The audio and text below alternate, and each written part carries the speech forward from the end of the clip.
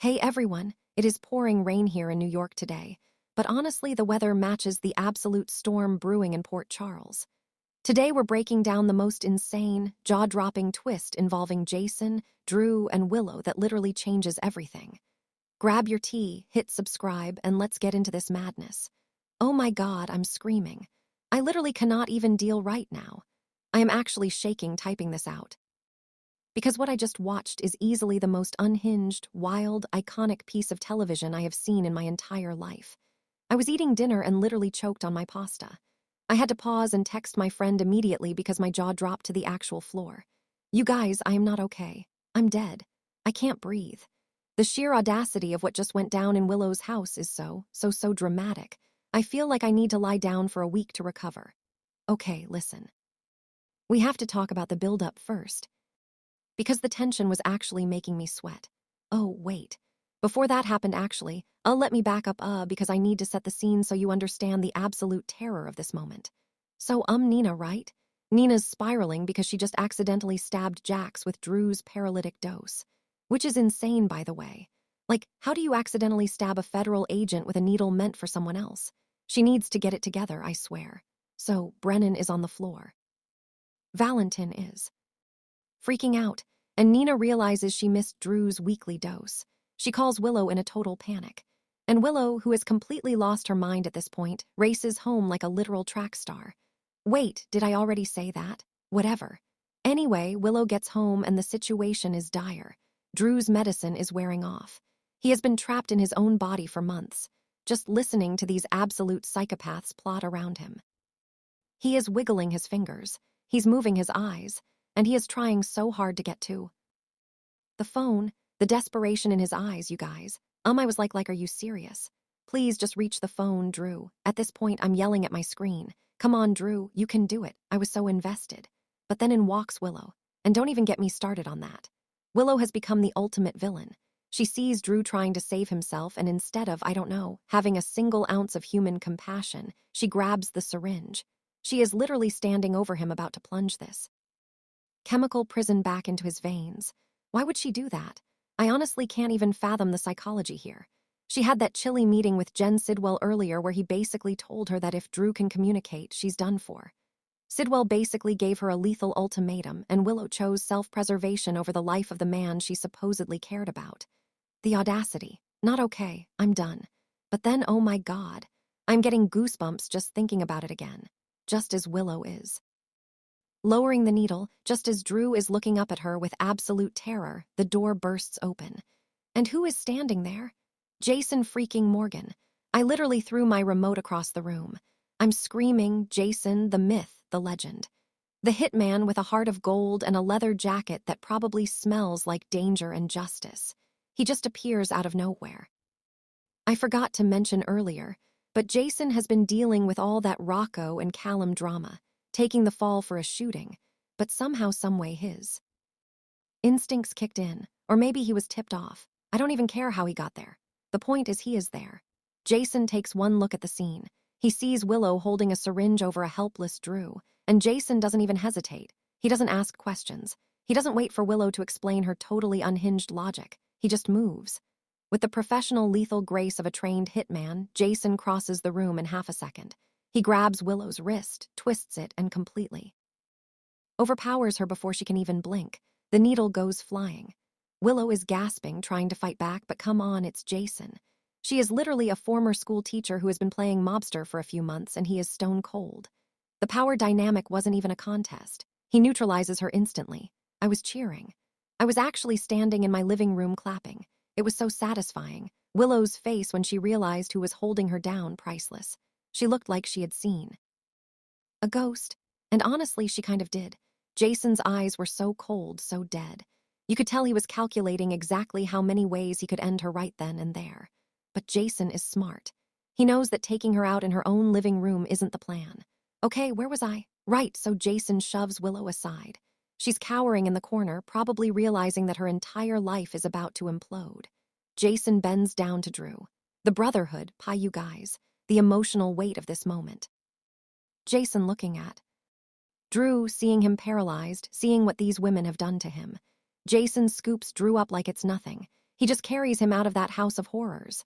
Willow tries to say something, probably some pathetic excuse, but Jason just gives her this look. A look that says, "Your time is up."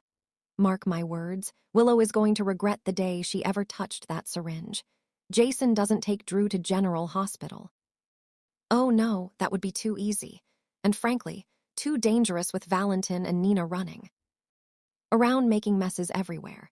Jason takes Drew to a secret safe house, a completely off-the-grid secure location that only Jason knows about. I'm obsessed with Safe House Jason. It's giving me classic mob-era vibes and I am here for it.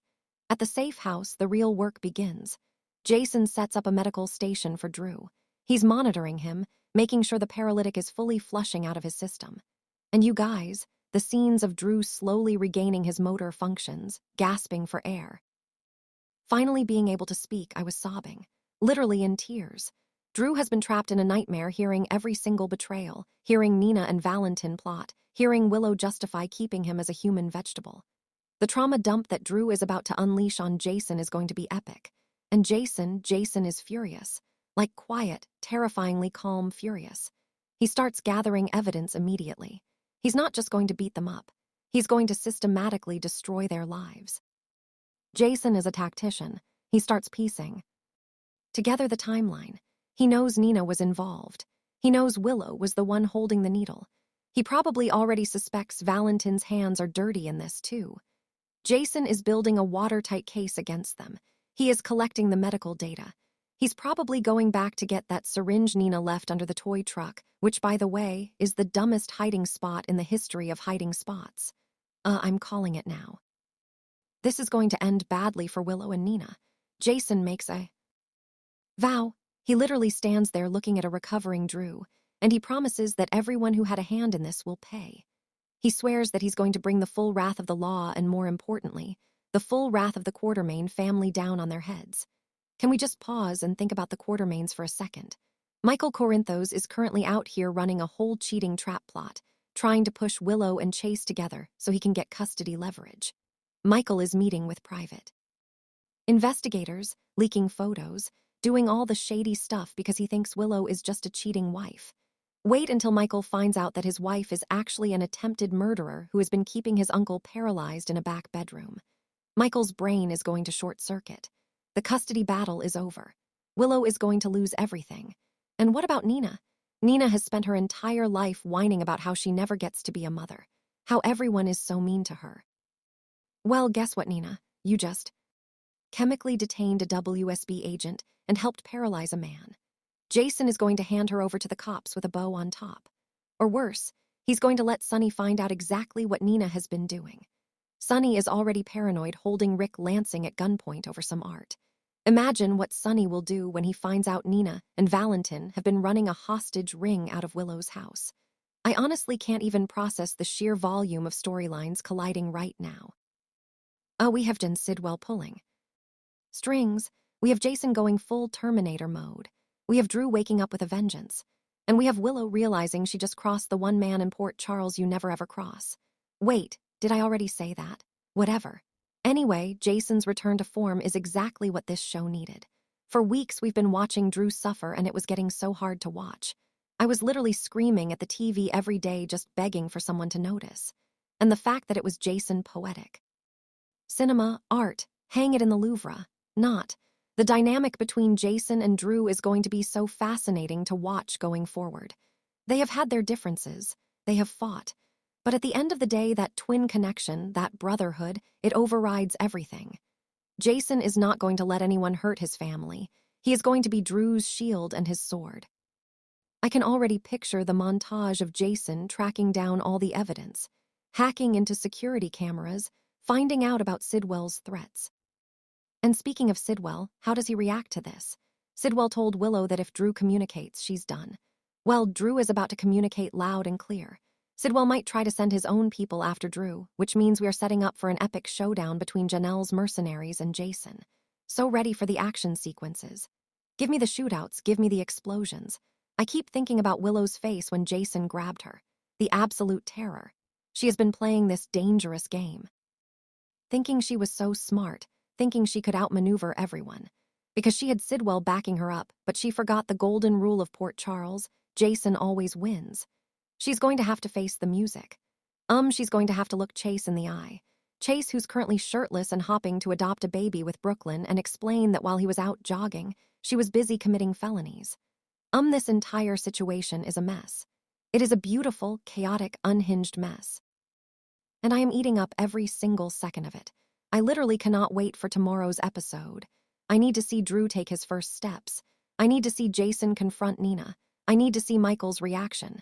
It is going to be television history. Honestly, if you are not watching right now, what are you even doing with your life? This is peak drama. This is why we watch soaps. The stakes have never been higher. My heart is still pounding. I'm going to have to go watch it again, because I feel like I missed so many details while I was having a literal panic attack on my couch.